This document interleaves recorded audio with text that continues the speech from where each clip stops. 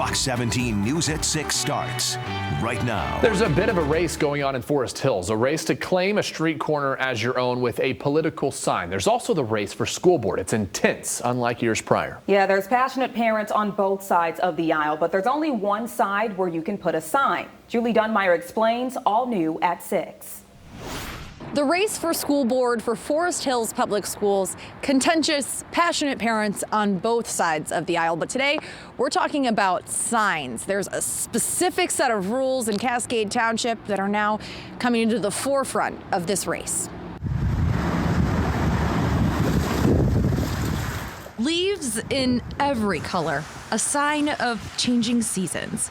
But there's another sign that fall is here. I would say this is a pretty normal every 4-year cycle. It's election season, one that's got the guy in charge of plowing roads in Kent County in the winter excited for even worse weather. We don't care, again.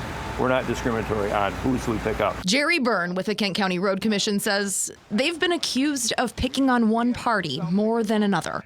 He says, nope, all different types of political opinions live in this shed at the Road Commission. So yes, it would be nice to get the election over, so we're not spending taxpayers' money picking up signs constantly. But the Kent County Road Commission only picks up signs that block views for cars. Doug Lee, a candidate for Forest Hills Public School Board, tells me he has taken down his opponent's signs, but only when he says they were here at 48th and Whitneyville, which Lee says is on his private property. According to the Kent County parcel mapper, this spot is no man's land. But a look at the Cascade Township sign ordinance shows more about why this squabble over signage may be happening in the first place. You see, there's no definition for a political sign in this township document. The general rule here locally for where a sign or a temporary sign can go are that they can't block the vision of the street corner.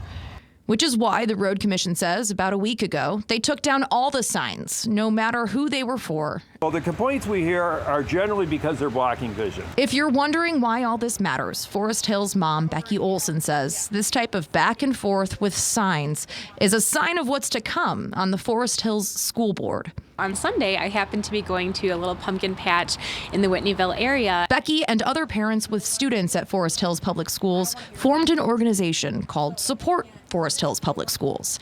They're canvassing for a different slate of school board members than Doug Lee and his running mates. At 8:30 p.m., it was dark out. I placed 3 signs. Becky says she put the signs here at 52nd and Whitneyville. The next morning, not 12 hours later. And Becky says this picture proves Doug Lee took down her sign.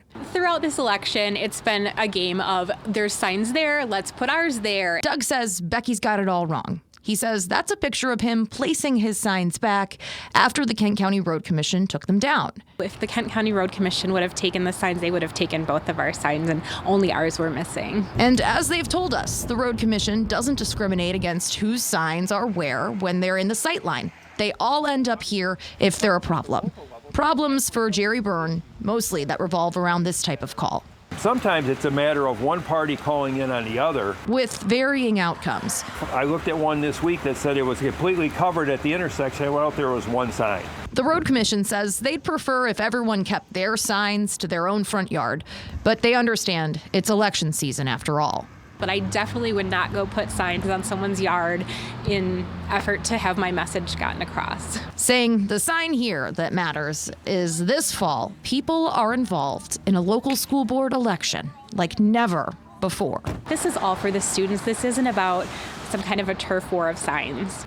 Both sides agree on one thing, this pettiness over signs and taking each other's or that type of accusation is petty and it's not worth it. But they do say what's most important is that people do fill out that part of the ballot for school board. Half of people don't flip that ballot over and fill that out. And people say that in this election, that is what's incredibly important in this community and they want everyone to be involved. Reporting in Cascade Township, Julie Dunmeyer, Fox 17 News.